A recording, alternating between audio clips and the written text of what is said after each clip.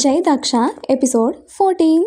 ఆ రోజుకి జైని చిన్నపిల్లాన్ని చేసి ఆవిడ ముచ్చట్లన్నీ తీర్చుకున్నాక వదులుతారు అంబిక. ధూపం వేసుకొని అతని గదికి వెళ్ళిన జైకి మంచం మీద ఉన్న పట్టు పంచా చొక్కా చూసి నవ్వుకొని అవే వేసుకుంటాడు. హాల్లో జై వెళ్ళిన తర్వాత కాత్యాయని భైరవ్ని చూస్తే పెద్దమ్మ అన్నకి చేసినట్టే వాళ్ళ అమ్మ అతనికి కూడా చేస్తుందేమో అని భయపడి అక్కడి నుంచి మాయమైపోతాడు అతగాడు. పాపం భయపడ్డాడు బిడ్డ. ఇంకా అందరూ కూడా మంచిగా రెడీ అయ్యి దుర్గమ్మ గుడికి చేరుకుంటారు. దుర్గమ్మ గుడికి అటువైపు స్టూడెంట్స్తో కలిసి దేవిక మేడం, దక్ష వాళ్ళు నడుచుకుని వస్తుంటే ఇటువైపు జై అతని కుటుంబంతో కలిసి వస్తాడు.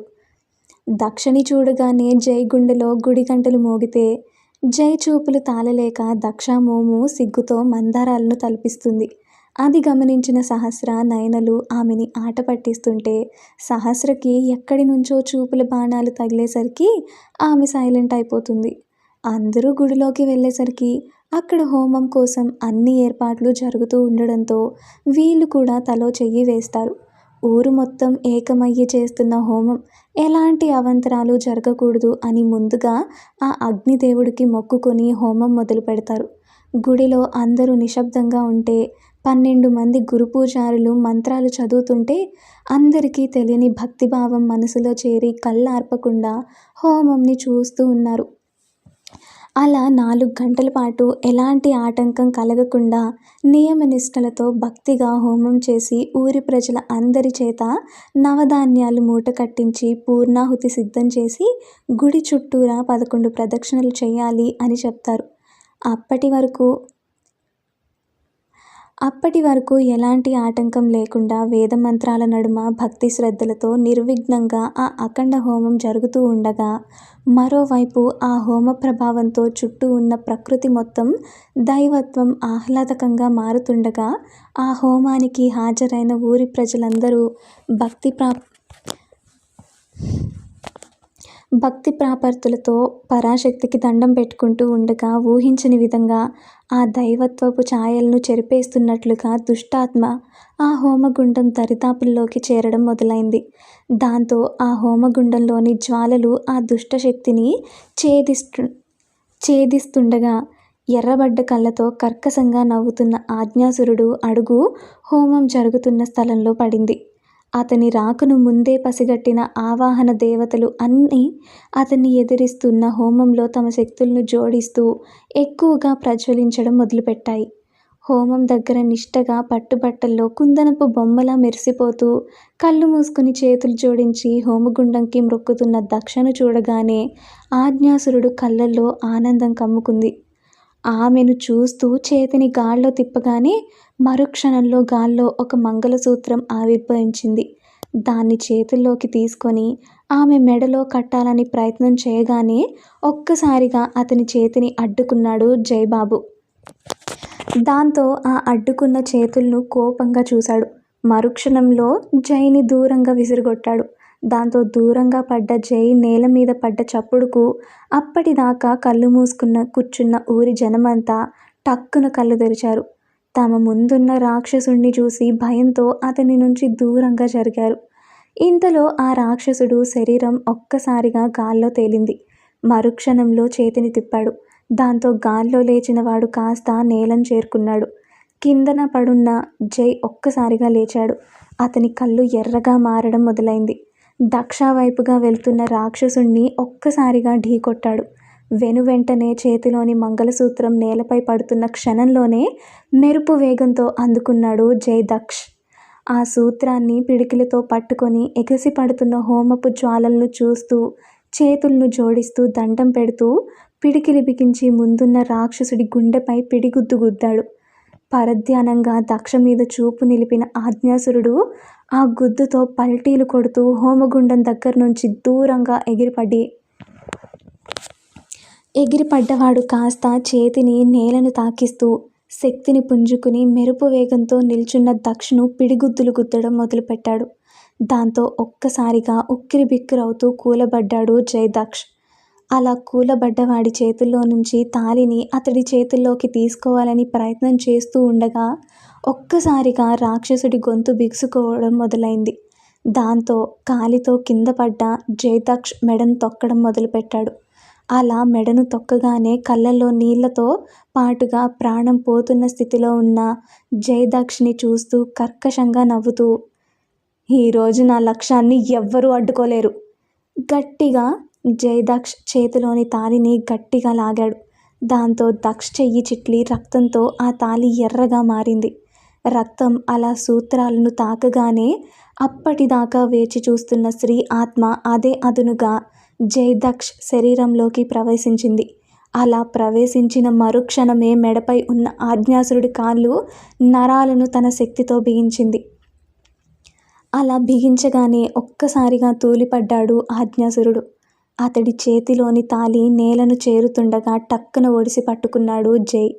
పట్టుకున్నవాడు కాస్త మెరుపు వేగంతో ముందున్న రాక్షసుణ్ణి భీకరంగా కొట్టడం మొదలుపెట్టాడు. ఆ దెబ్బల దాటికి పైగా హోమపు శక్తి అక్కడ ప్రవహిస్తూ ఉండడంతో అంత శక్తివంతుడు కాస్త బలపడ్డాడు.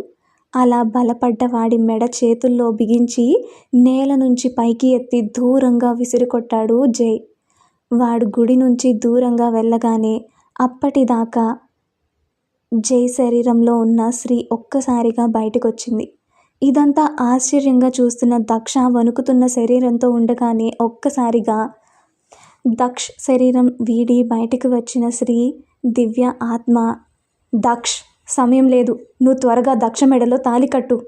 అప్పుడే ఆత్మ శరీరం నుంచి బయటికి రావడంతో తల తిరుగుతున్నట్టుగా అనిపిస్తున్న జయదక్షకి గట్టిగా ఆ ప్రదేశమంతా దద్దరిల్లేలా కేక వినిపించడంతో అటూ ఇటూ చూసిన అతనికి దక్ష పక్కన గాలిలో ఎగురుతూ కనిపించిన శ్రీదివ్య ఆత్మని చూడగానే రవ్వంత భయం గుండెల్లో చేరగా ఒక్క అడుగు వెనక్కి వేశాడు.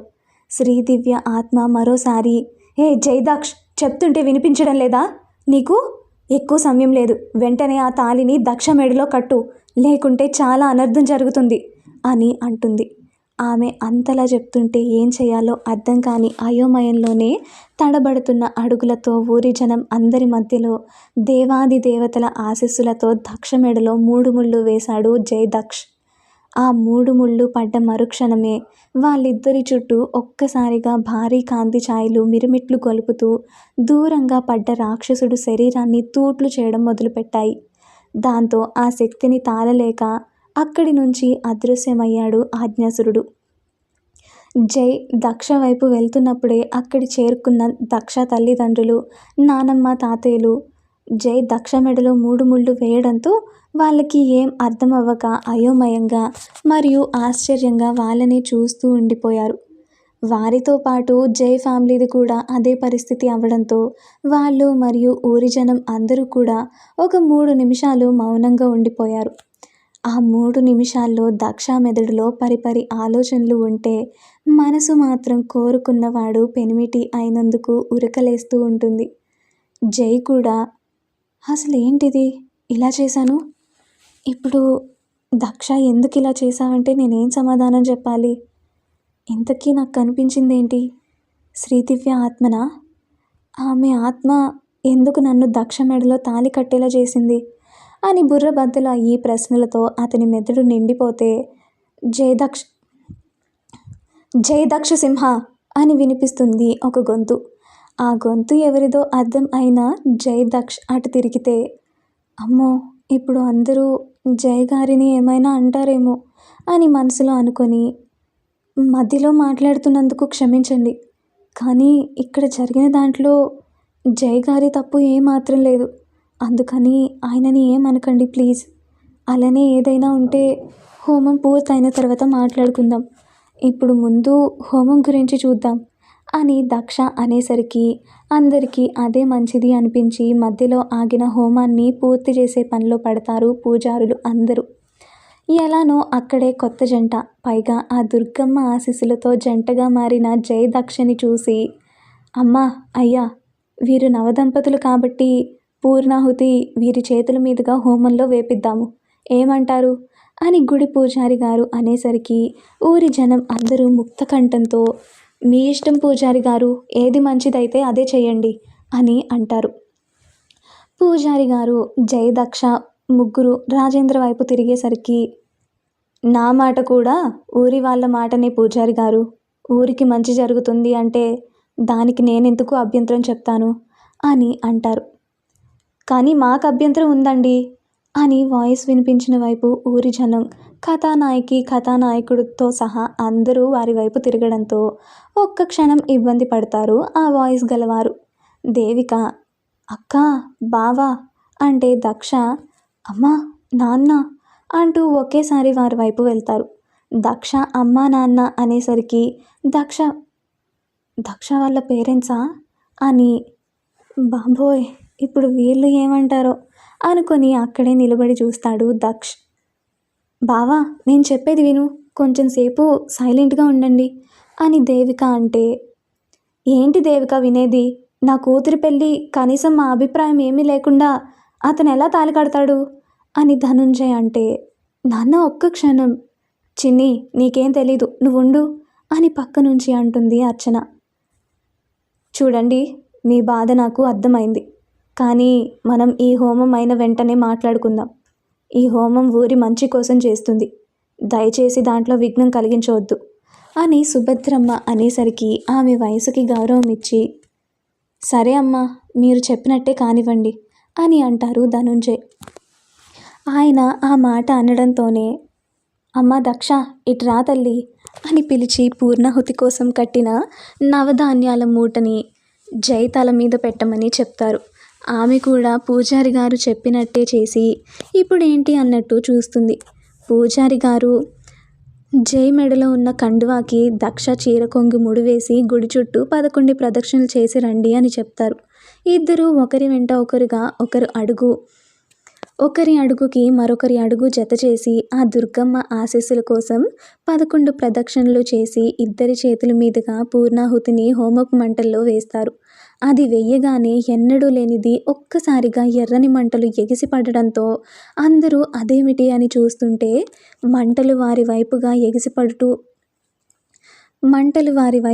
ఎగిసిపడుతూ ఉండడంతో దక్షని ప్రొటెక్టింగ్గా దగ్గరికి లాక్కొని హోమానికి వీపు చూపిస్తూ నిల్చుంటాడు జై. అతని ప్రొటెక్టివ్నెస్కి ముద్దుగా నవ్వుకుని అతనిలోనికి మరింతగా దూరిపోతుంది దక్ష. జనాలు కంగారు పడటంతో, ఏమీ లేదు కంగారు పడకండి, ఊరికి ఉన్న కీడు తొలగింది అంతే అని ఊరి జనాన్ని శాంతపరుస్తారు పంతులు గారు. కానీ మనసులో ఇదేమిటి తల్లి ఇలా జరిగింది అని మదన పడుతూ ఉంటారు. మరి ఆయన మదన పడటానికి గల కారణం ఏమై ఉంటుంది తెలుసుకోవాలి అనుకుంటే రాబోయే ఎపిసోడ్స్ చూడాల్సిందే.